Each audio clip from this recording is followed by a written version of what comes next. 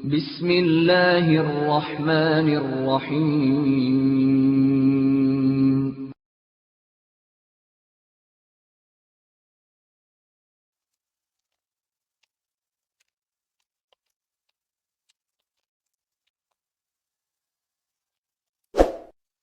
Bismillahirrahmanirrahim. Assalamualaikum warahmatullahi wabarakatuh. Alhamdulillah, pemirsa yang semoga dirahmati oleh Allah Subhanahu wa taala. Syekh Muhammad bin Shalih Al-Munajjid menulis di dalam kitabnya Arba'un Nasihah li Islahil Buyut atau 40 nasihat untuk memperbaiki rumah tangga kita. Di antara kiat atau cara yang beliau ajarkan kepada kita agar rumah tangga kita lebih baik adalah ij'alu buyutikum kiblatan. Jadikanlah rumah-rumah tangga kalian itu sebagai kiblat. Wal maksudnya adalah ittikhadul baiti makanan lil ibadati.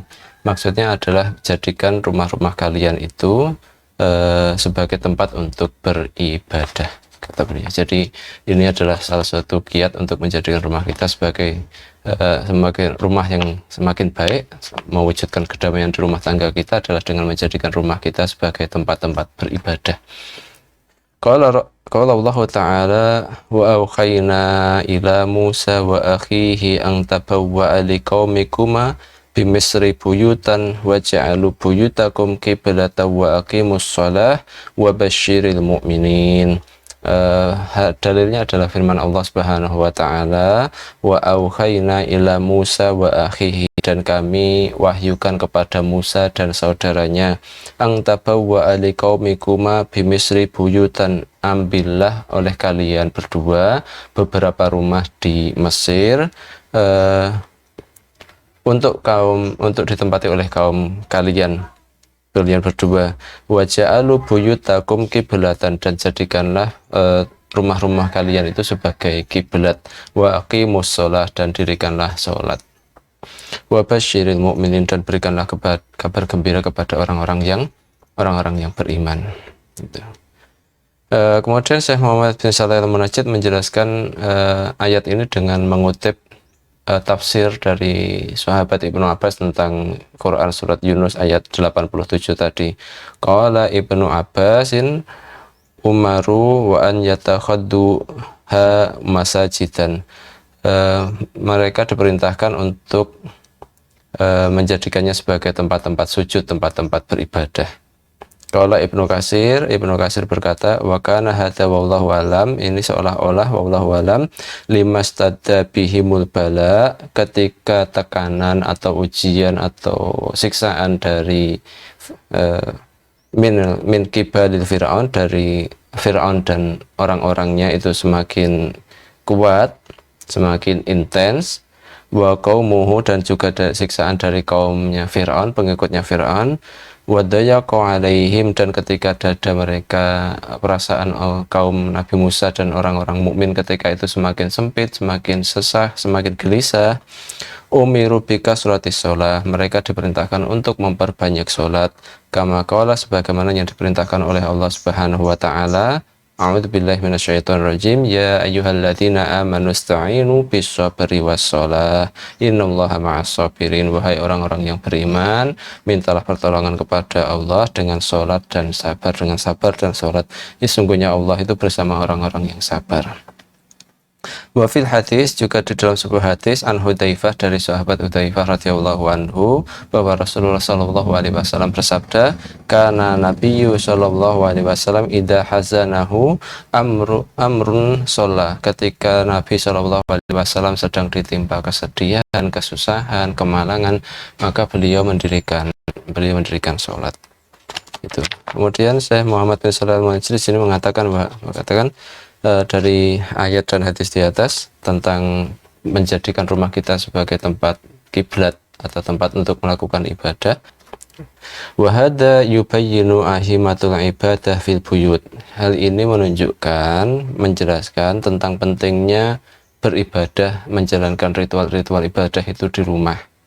wa khususan fi awqatil istidha'af, khususnya ketika di waktu-waktu ketika sedang sedih, ketika sedang sempit, dada terasa sesak karena ada masalah banyak, ada istri yang bermasalah, suami yang bermasalah, maka kita dianjurkan untuk memperbanyak ibadah ketika di rumah-rumah kita.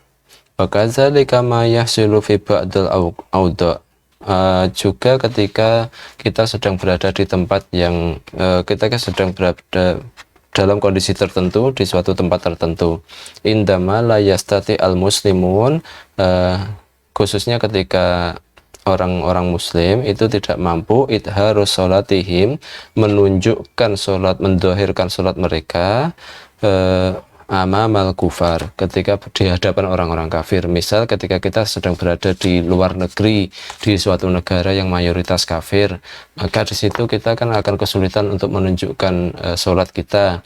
Kita akan kesulitan menjumpai masjid. Seperti kita misal ketika kita mau sholat itu tidak boleh sama bos kita, tidak boleh sama karya atasannya, tidak boleh sama polisi atau pejabat situ, maka kita disunahkan untuk memperbanyak sholat, menjadikan rumah kita sebagai tempat-tempat ibadah. Hal ini seperti yang disebutkan oleh Allah Subhanahu wa taala dalam Quran surat Ali Imran, di mana tentang mihrab Maryam. Jadi mihrab Maryam itu, Ibunda Maryam itu memiliki suatu tempat di dalam rumahnya yang di situ beliau senantiasa menjalankan ibadah. Karena sering menjadikan tempat itu sebagai untuk beribadah, mihrab itu untuk beribadah, Allah Subhanahu wa taala menceritakan kullama dakhala 'alaiha Zakaria al-mihraba wajada 'indaha rizqa, maka setiap kali Nabi Zakaria masuk ke rumah Maryam sedang berada di mihrabnya untuk beribadah, di dalam rumahnya tadi, tempat khusus dalam rumah untuk beribadah, maka setiap kali itu pula Nabi Zakaria mendapati ada rizki, ada makanan di samping Ibunda Maryam tadi, di mihrabnya tadi.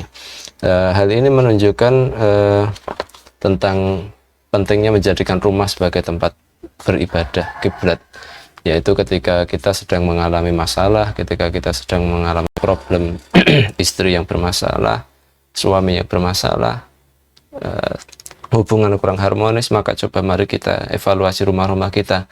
Kita jadikan rumah kita sebagai tempat untuk meningkat, untuk beribadah. Itu bisa jadi karena istri kita bermasalah karena mungkin kita kurang sholat duha di rumah, kurang sholat tahajud di rumah, kurang sholat witir di rumah. Atau ketika misal suami kita bermasalah, selingkuh atau apa misalnya, kita evaluasi, mungkin kita kurang meningkatkan ibadah di rumah. Kita perbanyak ibadah di rumah, kita perbanyak sholat sunnah di rumah, kita perbanyak baca Quran di rumah. Kita jadikan rumah kita sebagai tempat, sebagai kiblat, sebagai tempat beribadah. Dengan harapan semoga rumah kita semakin berkah, kemudian rumah tangga kita pun semakin bahagia. Demikian, wabillahi taufiq wal hidayah. Wassalamualaikum warahmatullahi wabarakatuh.